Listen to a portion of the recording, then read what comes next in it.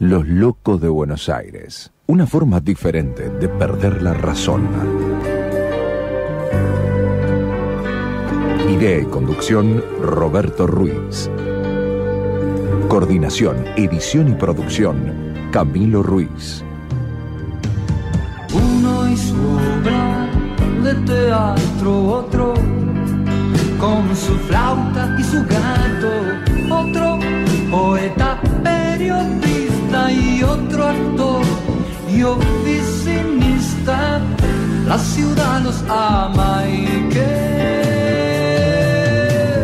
los locos de Buenos Aires latiendo por todas partes. Cuidado con esa gente, no se sabe qué pretende.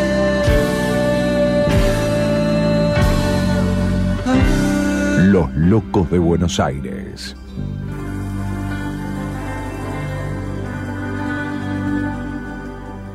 ¿Qué tal? ¿Cómo les va? ¿Cómo andan? Miércoles 12 de mayo. Otro miércoles acá en este momento de pandemia, segunda ola. Y muchos dicen que ya terminó la segunda ola y que en junio tenemos la tercera ola. Bueno, así son las cosas. Primero quiero agradecer a toda la gente de la tribu, a Diana Fernández, a May, a Sole, a Gustavo y a Leandro, que hacen que este programa esté en el aire, y también, por supuesto, acá a Camilo, que lo tengo acá ayudándome en el estudio de Boedo. Esto de lo tengo suena un poco extraño, pero bueno, que está acá al lado mío en el estudio de Boedo y que después seguramente pasará o hará la catarsis de sus obsesiones con números, vacunas, contagios, test, etcétera, etcétera. No duerme, él no duerme, así que escúchenlo después. A lo último del programa él va a contar cómo estamos en números en la ciudad de Buenos Aires en la pandemia. Últimamente la ciudad de Buenos Aires tiene esa cosa de que uno piensa, ¿vale la pena todo lo que está pasando en esta ciudad? ¿Será después una anécdota? Yo que soy viejo no voy a vivir cuando la gente se ría de lo que pasaba en la ciudad en el año 2021 o llore. Merece tanta militancia del miedo, tanta militancia de odio la ciudad. Nos merecemos, los que vivimos en la ciudad, toda esa militancia. Yo tenía otra idea de lo que era militar. Entre las ideas que tenía y que sigo teniendo, militar es tratar de hacer algo por el bienestar de los demás. Pero si yo hago algo que digo que es para el bienestar de los demás, pero le genero malestar, y me parece que no ayuda ese tipo de militancia. ¿Por qué lo digo?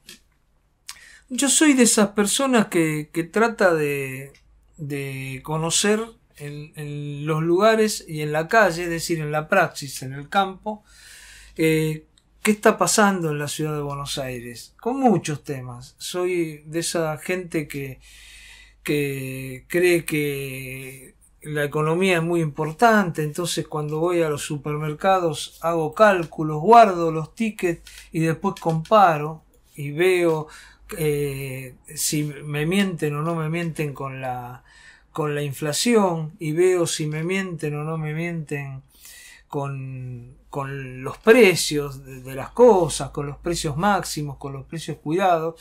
Tengo esa idea. Y también soy de la idea que cuando ocurren cosas como esta disputa que hubo, presencialidad sí, presencialidad no, uno tiene que ir y ver en el lugar qué es lo que pasa, ¿no? Ver en las escuelas. Bueno, ¿qué está pasando en las escuelas? En algún momento yo quiero aclarar, yo me confiaba mucho en los conocidos que uno tiene, en los gremios, en la gente con la cual chatea, en las gacetillas que le llegan todos los días a los programas. En un momento confiaba porque todavía se hacía así la política, se hacía con verdad. Entonces te mandaban y te decían, mira, pasa esto, un día de paro pasa esto en mi colegio, pasa esto en el otro colegio, pasa este tema de infraestructura en tal colegio. Pero después ocurrió que empecé a recibir mentiras.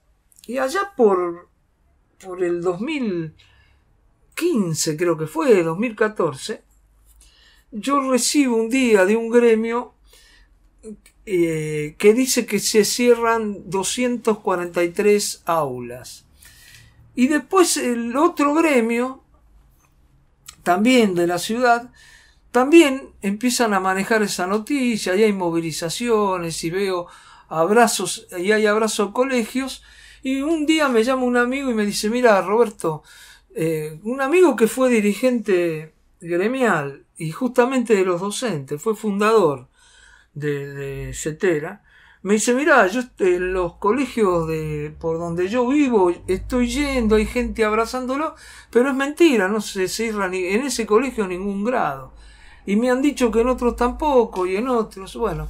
Entonces empecé a averiguar eso. Y bueno, descubrí que era mentira. Que se habían cerrado para unificar 8 grados en toda la ciudad de Buenos Aires y que los 243 grados eran mentira. Lo charlé en algún momento con algún dirigente gremial, lo reconoció, pero nunca se hizo la desmentida. La cosa quedó como una gran movida de los docentes en contra de Rodríguez Larreta, o en contra del macrismo, en esa época creo que estaba Macri, que habían cerrado grados. Hoy pasa más o menos lo mismo, ¿no? Hoy es todo muy difícil, porque esto que yo decía antes, recorriendo colegios, me doy cuenta que hay una campaña de mucho miedo en los colegios, mucho miedo. Pasé por los colegios de mi barrio, por los que tengo más cerca, y hay carteles pegados a mano que han pegado algunos militantes en donde se habla de muerte por contagio, se habla de cantidad de contagios, se habla de saturación en los hospitales de niños por chicos con COVID. Es decir, se le habla a la gente que va y la gente que lee esos carteles, y en general la gente que va, que lee esos carteles, son padres que quieren mucho a sus hijos y que dicen, y los traigo acá, y bueno, ante la duda, ¿qué hago? Y no los llevo.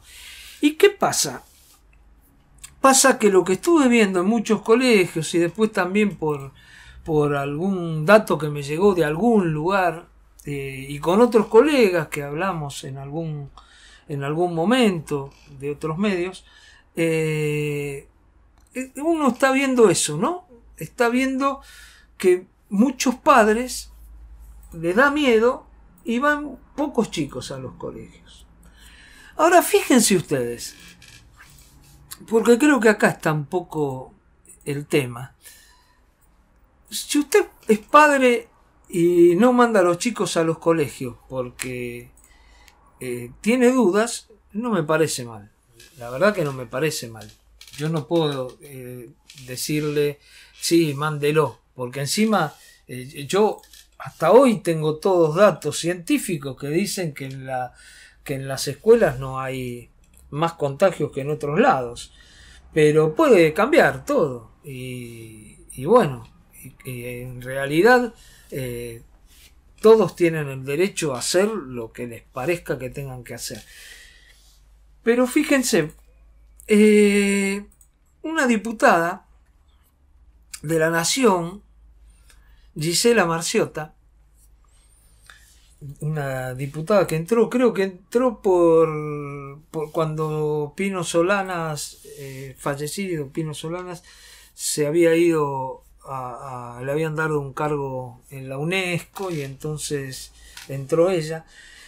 Pero bueno, Gisela Marciota es una mujer que va a los medios, primero que ella es periodista, pero a su vez es invitada a los medios. Entonces va a los medios y habla de que está mal que haya clases presenciales, que en realidad, lo aclaré varias veces, son presenciales, no son las clases a las que estábamos acostumbrados, tantas horas, todos los chicos, sino que van rotando, van menos tiempo, así que no están trabajando a full en las clases los chicos, pero algunos están yendo.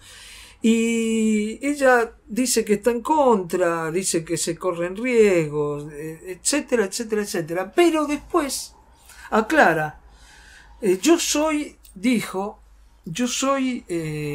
creo en la ley, entonces como la Corte Suprema ordenó que la ciudad tiene autonomía, lo cual no quiere decir que haya ordenado que haya clases presenciales, sino que ordenó la Corte Suprema que la ciudad tiene autonomía y dentro de esa autonomía puede decidir por lo de las clases. Y como el gobierno nacional no le envió a la Corte datos por los cuales había cerrado las escuelas, porque no tenía datos, al contrario, tenía datos que si eran no para cerrarlas, para abrirlas, la Corte, bueno, decidió la autonomía y siguen las clases presenciales. Y esta mujer acepta eso. Ahora, la pregunta es, la señora Gisela Marciota le hace el bocho a todo el mundo que corren riesgo, que se van a morir, manda a sus chicos al colegio. Dijo que aceptó lo que dijo la Corte y que manda a sus chicos. ¿Cómo es eso? Porque una madre, solo porque lo dice la Corte, mandaría a sus hijos. No, ¿saben lo que pasa? Lo que pasa es que ellos tienen los datos de que no contagian los colegios, de que contagian algo la circulación, si la circulación baja se contagia menos, y que eso era lo que sostenía Trota hasta 4 horas antes de aquel día, creo que fue 9 de abril, que no me acuerdo, creo que el 9 de abril, que Fernández anunció el decreto 241, por el cual se cerraron las escuelas en el AMBA, es decir, en la ciudad de Buenos Aires y en el conurbano y en la zona metropolitana del conurbano. 4 horas antes Trota había dicho que tenían datos, porque estaban los datos en una app, en Mi Escuela, en donde figuraba, y que realmente era necesario la presencialidad porque las clases no incidían en los contagios. Y quiere decir que Gisela Marciota conoce eso. Por eso manda a sus hijos al colegio. Y a la escuela pública, porque dijo que va a la escuela pública. Entonces acá hay una hipocresía, campaña de terror sanitario, miedo, hay una serie de cosas que son muy feas. La verdad, son muy feas. Y creo que tenemos que ver, porque hacen que los chicos de la gente más pobre no vayan, porque es justamente la gente más vulnerable la que no manda a sus chicos por miedo. La gente clase media sabe y conoce los datos y manda a sus chicos. Pero bueno, eso es Gisela Marciota. Y viene a ponerle la cinta a todo esto, se la viene a poner Grabois. Que Grabois dice, yo perdí por goleada la discusión con mis hijos. Y con su mujer también. Sus hijos, que creo que uno es adolescente, pero los otros dos deben tener alrededor de 9 años, por lo que conozco, que son mellizos.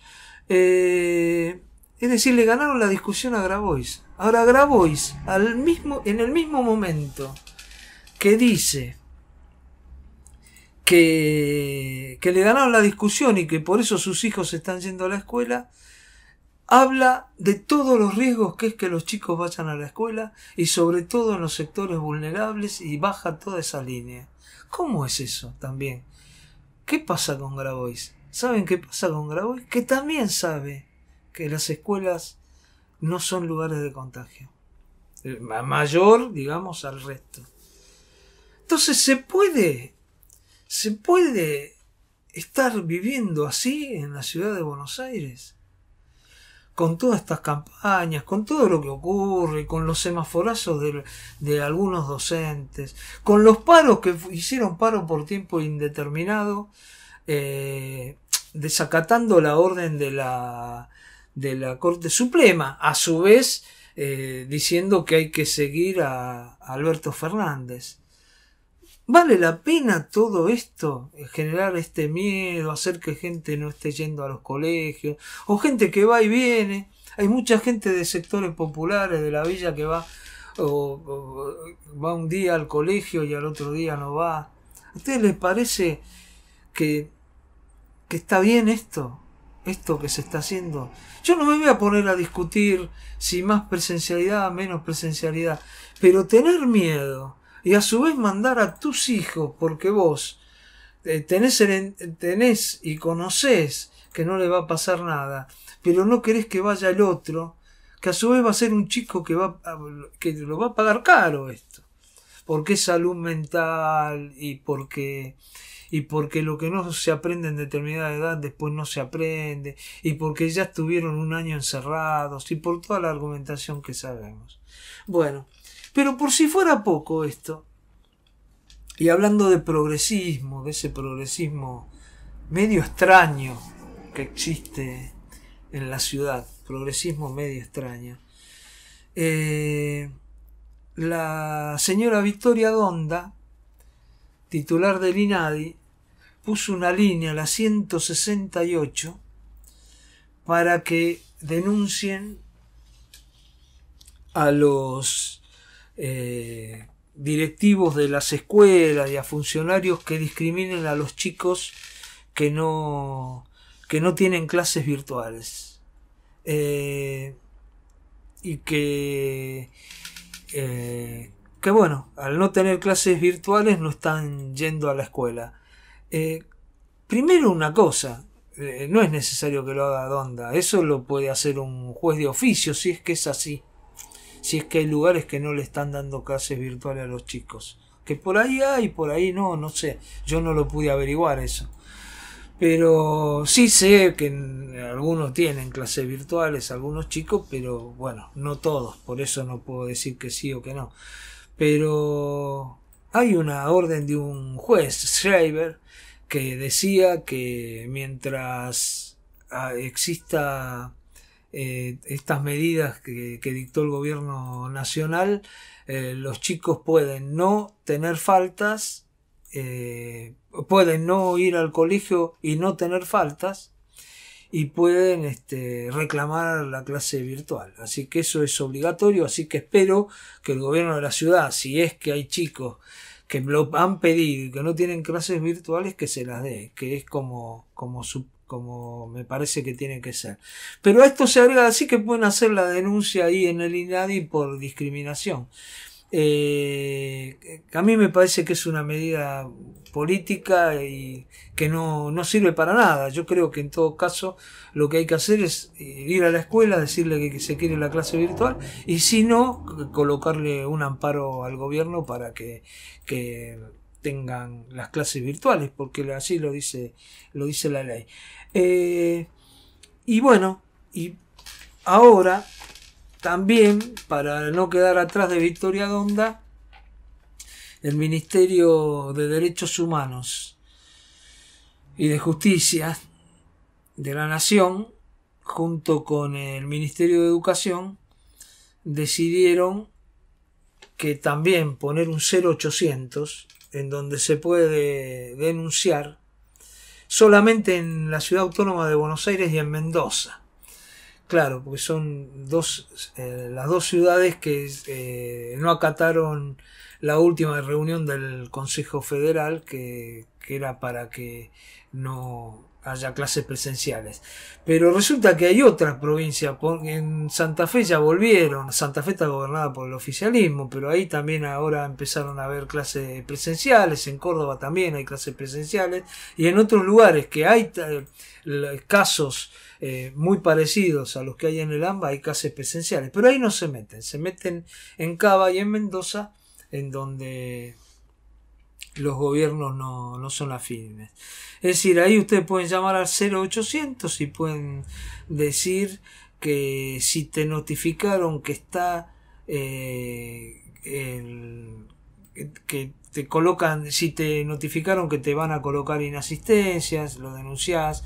Si no te garantizan una educación a distancia, es decir, virtual, lo denunciás.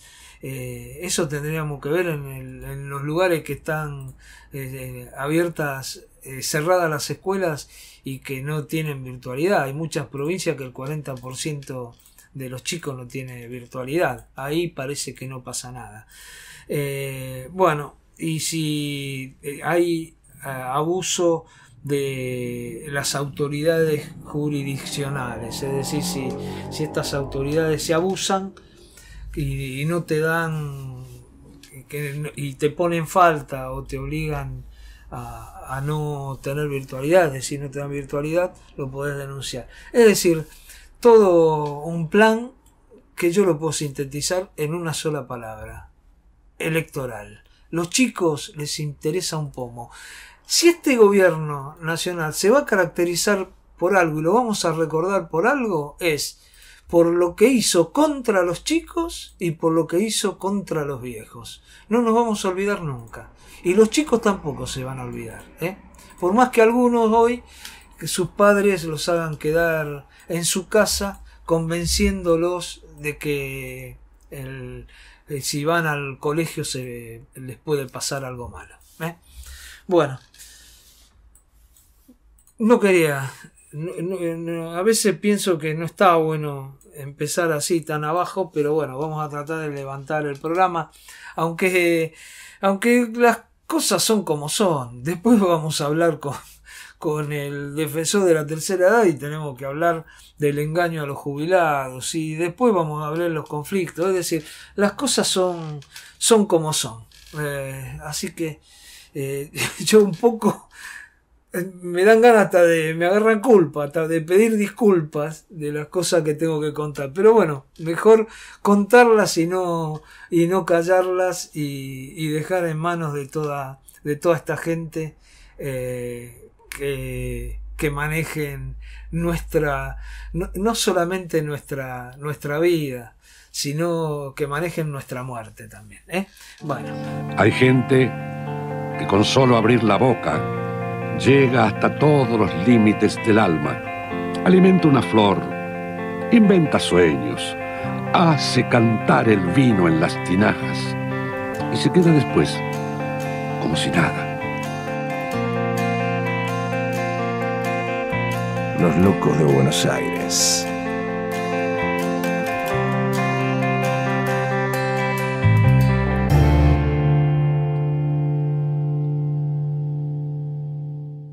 ¿Qué tal, Camilo? ¿Cómo estás? ¿Cómo va? Muy bien. Bueno, ¿cuánto laburo hoy, eh? Sí, estamos trabajando sí. mucho últimamente, ¿no? ¿Te parece? Sí, estamos trabajando demasiado. ¿Hay que aflojar?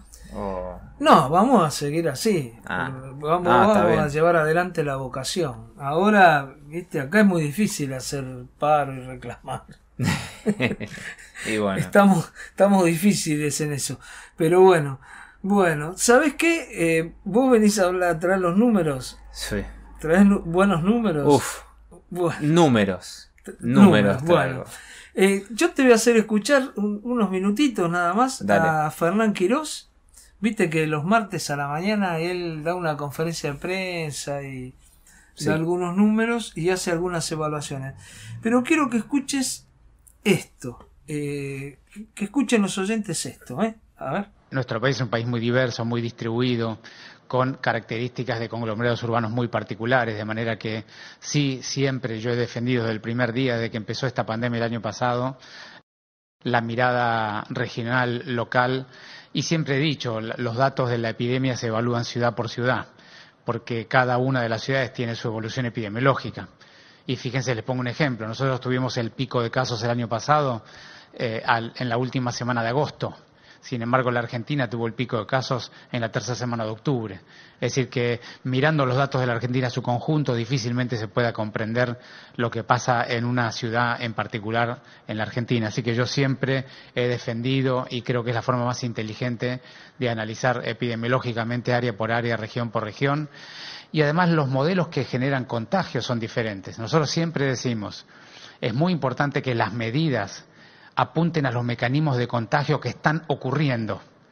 Y nosotros, por ejemplo, lo he dicho aquí también, hemos detectado ya hace más de 2 meses que el principal mecanismo de contagio que estaba ocurriendo en la ciudad de Buenos Aires era encuentros sociales, familiares y laborales en lugares con techo, lugares cerrados, mal ventilados, donde la gente se quedaba mucho tiempo, menos de 15 minutos, que es el tiempo más prudente para estar en un lugar cerrado con alguien que uno no convive.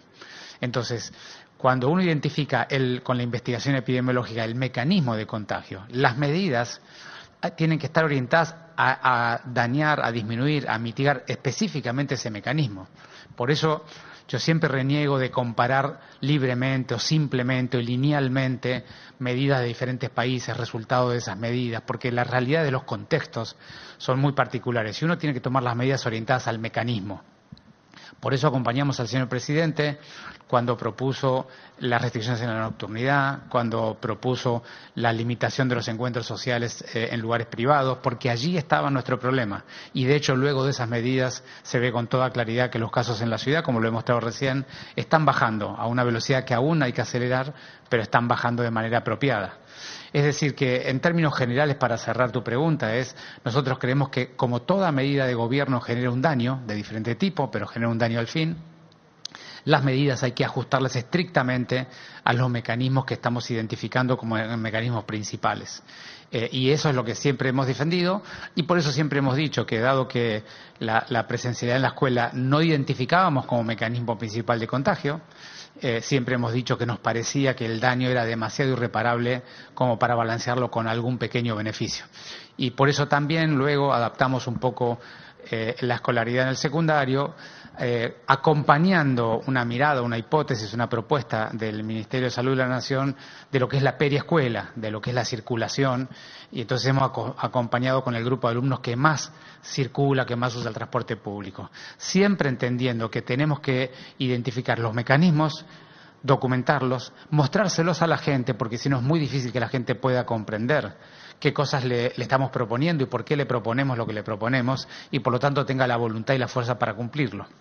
Así que en ese camino hemos estado siempre, en ese camino vamos a seguir, siempre escuchando otras miradas, otras hipótesis y cooperando en una mirada integral hasta donde lo logremos hacer con el Ministerio de Salud de la Nación y de la Provincia de Buenos Aires. Me parecía importante poner esto porque lo que hace hincapié que no en todos los lugares es lo mismo, ¿viste? Sí. ¿Viste? Él dice, bueno, en algunos lugares en un momento está bajando la ola, pero por ahí en otros lugares no. Entonces, más o menos lo que da a entender es, bueno, como que la ciudad de Buenos Aires tiene que apuntar a los mecanismos Claro. que existen para parar los contagios en la ciudad de Buenos Aires, que por ahí no son los mismos mecanismos que en otros lados. Claro. ¿Entendés? Él dice que fundamentalmente acá, lo explica, es el problema fundamental que tenemos son las reuniones en lugares cerrados. Claro. Y yo creo que tiene razón. ¿Y sabes también por qué creo que tiene razón? Porque me está llegando en estos días cantidad de allanamientos en fiestas clandestinas. Por Sí. ejemplo, en Palermo. Palermo hay más fiestas clandestinas que barrio. Sí. Y las que uno conoce, porque Claro, son alguno la las que denunció porque son exactamente, clandestinas. claro. ¿Eh? Así que me parece que es como él dice, ¿no? Hay que ver los mecanismos y mitigar esos mecanismos, ¿no? Esto viene a contestación de que algunos periodistas le preguntaban por las medidas que tomaba el gobierno nacional y que por ahí algunas en la ciudad no se tomaban igual. Y bueno, Claro. y él dice, después también aclara, lo escuchamos en el audio, que La ciudad acompañó muchas medidas del gobierno nacional, sobre todo las que tienen que ver con la nocturnidad y con las reuniones en lugares cerrados. Bueno, Claro, hay algo que menciona Quirós que me parece muy interesante, que no es la primera vez que lo dice también, que para darnos cuenta a grandes rasgos de que el virus se manejó de distinta manera, o por lo menos con distintos tiempos, en la ciudad que en otros lugares del país, al ver las curvas de contagio, cuando mismo en este audio menciona que el pico de contagios fue en agosto en la ciudad de Buenos Aires, en fines de agosto del 2020, cuando fue en octubre en el resto del país. Ahí podés darte cuenta que se movió distinto el virus. Por ejemplo, volver a una especie de fase 1 como al principio de la pandemia, que no se sabía mucho del virus, que era una situación distinta, es algo que hoy no tiene mucho sentido hacer. Había un montón de jurisdicciones, ciudades, provincias enteras que no tuvieron casos por meses y que estaban en fase 1. Hoy eso no tiene sentido hacerlo, ¿no? Claro. Estamos en otro punto distinto. tampoco tenía sentido en el momento que se hizo. No, en También ese momento sí se puede discutir si fue apresurado y Bueno, no, demás. al principio no, pero después de La los cuestión fue meses, sostenerla, claro. Bueno, yo pensaba, por ejemplo, en el caso de Catamarca, que Catamarca estuvo en fase 1, una suerte de fase 1 solidaria, porque estuvo los primeros 3 meses sin casos. No tuvo casos hasta julio, agosto más o menos Catamarca. Pero no es que no es que pocos casos, ni uno. Ni un solo caso. Pero bueno, eso es interesante también saberlo porque es verdad, tal vez hay medidas, acá en la ciudad hay un montón de movilidad, dicen que lo ideal es controlar el transporte público, por ejemplo, porque hay muchísima movilidad en toda la zona del AMBA. Ahora, en otros lugares que no hay tanta movilidad, digamos, de jurisdicción de una a otra, tal vez tienen que fortalecer otras medidas, ¿no? Claro. Bueno, ¿tenés algunos números? Tenemos muchos números. Vamos a ir primero con la ciudad de Buenos Aires. Bueno. En un dato que ya venimos dando, ya perdí la cuenta hace cuánto tiempo venimos dándolo, pero que nunca lo queremos dejar de lado, ¿no? Que son los famosos testeos. Sí. Que son los famosos test. Bueno, hay muchos testeos en la ciudad de Buenos Aires y Sí. se hace mucho de la provincia. Sigue siendo desproporcionado lo que testea la ciudad de Buenos Aires con respecto a todo el resto del país, ¿no? Claro, por ejemplo, si tenemos en cuenta el lunes pasado que se registraron 69.000 test en todo el país y se registraron 23.000 test nada más que realizados en la ciudad de Buenos Aires, tanto residentes como no residentes, te das cuenta que sí, que hay Más del 30%. por lo menos, claro, hay no están muy coordinados los planes de rastreo de la ciudad con el resto de las provincias, ¿no? Pero bueno, a la vez hay que sacar una media y como venimos diciendo, la media sigue siendo alrededor de 80.000, 85.000 test diarios en todo el país, y la media en la ciudad de Buenos Aires es alrededor de 27.000 test, ya llegando más a los 30.000, y supuestamente se estarían intensificando en las próximas semanas porque los puestos del detectar que se están poniendo, que son las unidades móviles para aquellos para que se testeen aquellos que trabajan en residencias y demás, supuestamente si van o esperemos que se intensifiquen y que haya más unidades móviles y sea cada vez más sencillo hacerse algo tan simple como un test, ¿no? Ujú. Después, pasando de test a camas de terapia intensiva, empezamos un leve descenso, que inclusive Quirós la semana pasada Quirós lo había anticipado un poco, ¿no? Como se había amesetado y había empezado a bajar lentamente la media semanal de los casos, eso iba a tener, se iba a ver reflejado en las camas de terapia intensiva, ¿no? Así como llegamos a tener 420 camas ocupadas hace 15 días, ahora estamos en 400 más o menos, ¿no? Y el número, hay días que sube, 405, hay días que baja, así que Claro. parece estacionarse de alguna manera ahí. Esperemos que siga bajando. De todas maneras, otro número que de alguna manera como que es directamente influye directamente en la ocupación de las camas de terapia intensiva en el sistema público es la cantidad de gente que ingresa a estas camas por COVID, ¿no?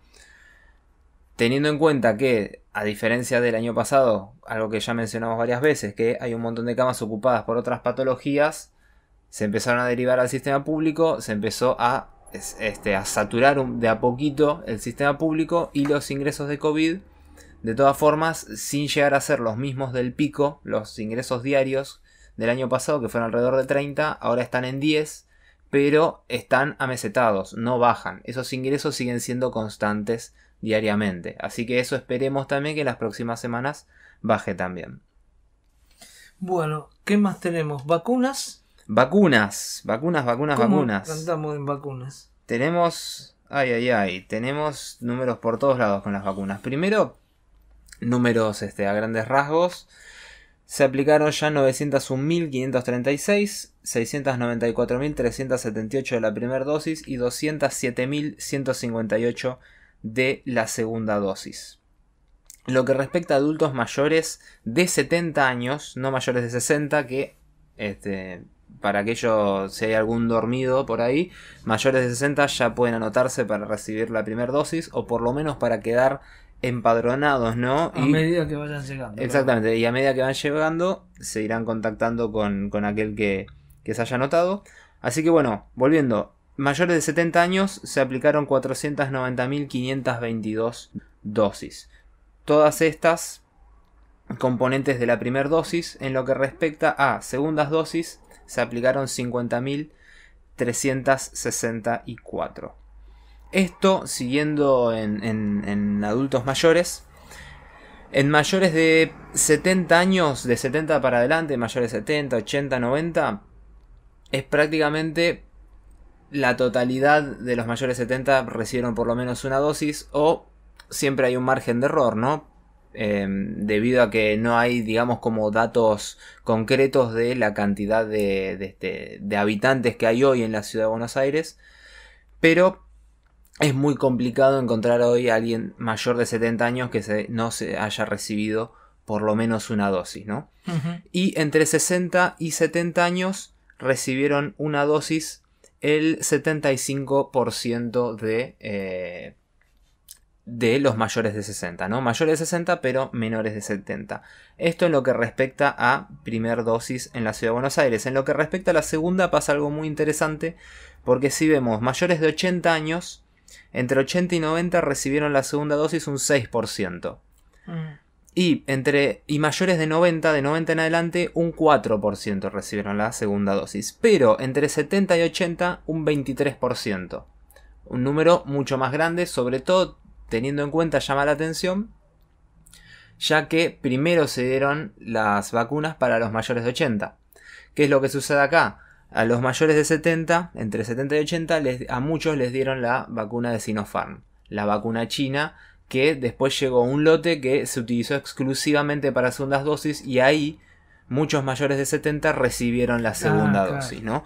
Así que estos números por ahora están muy verdes, falta muchísimo todavía, pero esperamos que, sobre todo entre 80 y 90 años o más de 90, empiecen a recibir las segundas dosis a fines de este mayo o principios de junio, cuando llegue el nuevo cargamento de las vacunas de AstraZeneca, que van a ser para aquellos que se vacunaron en febrero y en marzo, ¿no? Uh-huh. Así que este es el número que hay que ver ahora, sobre todo en lo que respecta a adultos mayores, porque hay una gran parte de los residentes de la ciudad de Buenos Aires que ya recibieron por lo menos, mejor dicho, recibieron una dosis de la vacuna, ¿no? Así que a prestar atención acá y ver que no se corte el ciclo de la vacunación, y que todos aquellos que recibieron la primera también reciban la segunda, ¿no?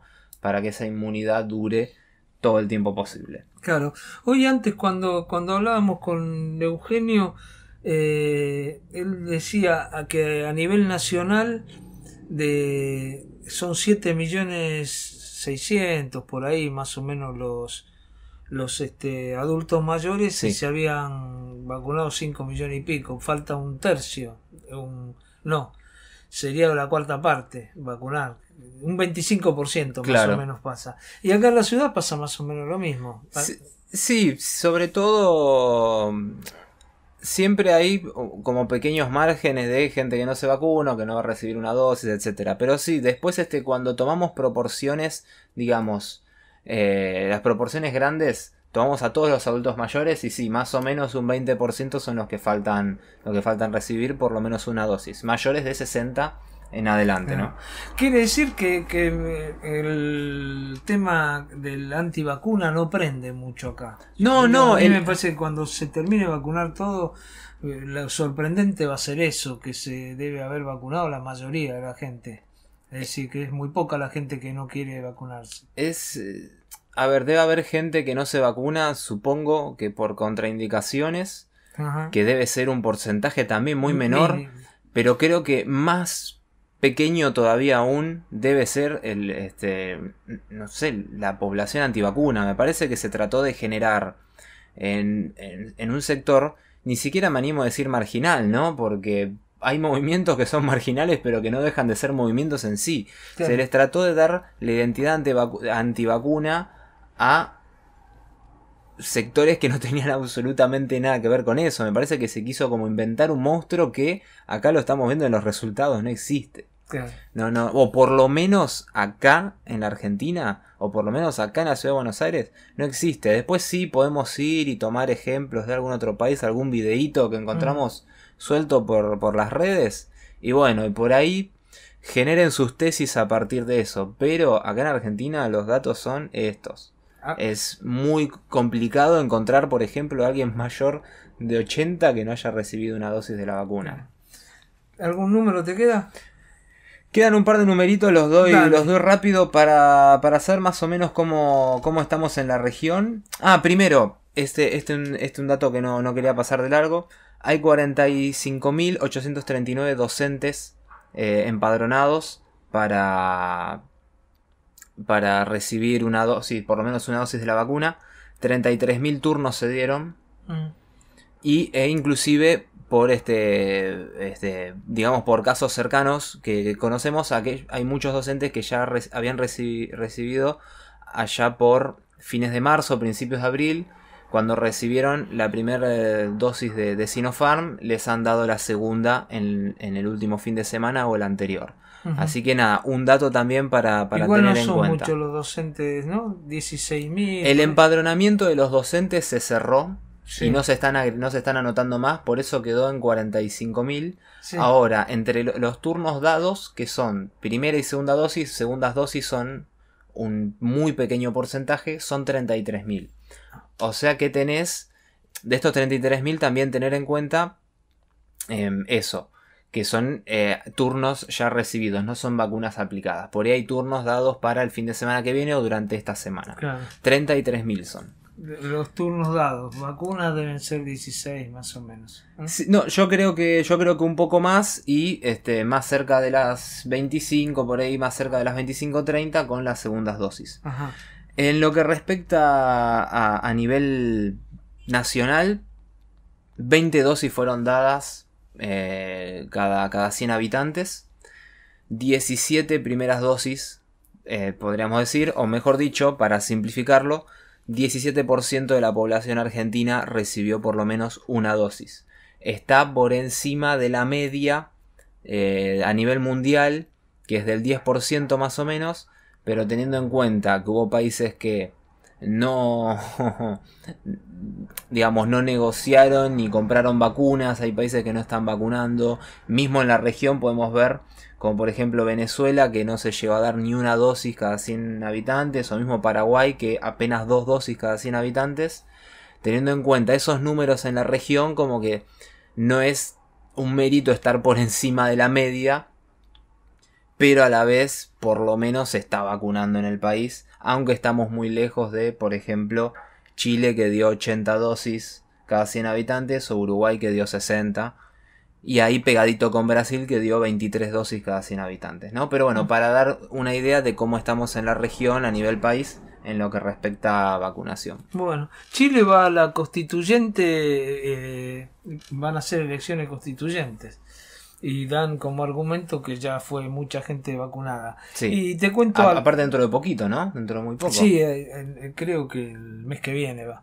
Y te cuento otra. La oposición, que esto no tiene que ver con vacuna, pero tiene que ver con el momento y con lo que le preocupa a todos, es que pidió que esta vez se vote con boleta única para evitar que la gente esté más tiempo para votar. Sí. Es decir, para que esté menos tiempo en el lugar de votación Claro. y que haya menos contagio. Digo, qué sé yo.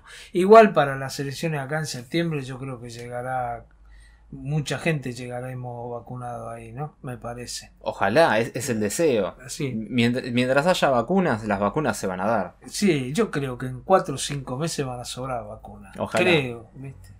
Creo, no equivoco. 4 o 5 meses, yo digo 6. ¿Quién da más? Bueno, esperemos que sea 6, sí. pero pasamos los 10 millones, hay 12, casi 13 con la esta. Pero no es nada. Son 5 millones de personas vacunadas si se le dan las 2 dosis. Claro. Nosotros necesitamos ahora, de una necesitaríamos 18 millones de dosis más para terminar con los primeros, la gente de riesgo, con los 15 millones de riesgo. 15 millones de riesgo que son adultos mayores, Claro, y sí. con comorbilidades Claro, se también. necesitan 30 millones de vacunas. ¿Qué más tenés? ¿Qué más tenemos? No, hasta acá llegamos. ¿Acá se nos Acá acabó el programa? Sí, lamentablemente no. En lo que respecta a cine, porque. es No, a lo pero que nos venimos. están rajando. No, sí, pero. Una cosita pequeñita, Dale. nada más, ¿no? Que a la vez es decir algo y no decir nada. Tenemos que esperar al 21. Tenemos que esperar al 21. Ver qué pasa hasta el 21 son, ¿no? Sí, una Sí. semana, 10 días más. Tenemos que esperar hasta el 21. Ver qué pasa. Ver qué actividades se habilitan. Si no se habilitan, si se estira de nuevo. Así que incertidumbre absoluta. Como habían vuelto los cines, estaban tal vez de a poquito volviendo festivales y demás. Como que el streaming un poco, digamos, como el formato de streaming se empezaba a desmantelar. Así que ahora nos quedamos como en la nada. Es como que nos cerraron los cines. Pero hay alguna provincia que tiene los cines abiertos, ¿no? Sí, por Lo del supuesto, Inca. por supuesto. Sí, sí. ¿Sí? Bueno. No, sí, provincias. Creo que provincias que tienen los cines cerrados son Santa Fe, la ciudad de Buenos Aires, provincia de Buenos Aires. Cerrado, quiere decir que el resto... Cerrados, no, el resto, la mayoría los tienen abiertos. Sí, sí, debe haber unas. No tengo el dato exacto, pero la gran mayoría de las provincias tienen los cines abiertos. A la vez, como la mayor cantidad de espectadores se concentran tanto en ciudad como en provincia de Buenos Aires, las distribuidoras no quieren sacar nuevos estrenos. Claro. No hay estrenos ni internacionales, ni argentinos, no hay estrenos de nada. Así que como que están todos yendo al cine a ver las películas de hace 2 meses o de hace 2 años. Claro, en donde pueden. Donde pueden, exactamente. Ahora tengo mala noticia para vos, porque se habla que a mediados de junio es la tercera ola. Exactamente, sí. Así que no sé si van a abrir. Hay que los cines. vacunar. Claro. Bueno, nos vamos. Antes que nos saquen a patada. Nos reencontramos la semana que viene. Esperemos que este programa les haya servido para algo. Chao, hasta la semana que viene. Los Locos de Buenos Aires. 30 años.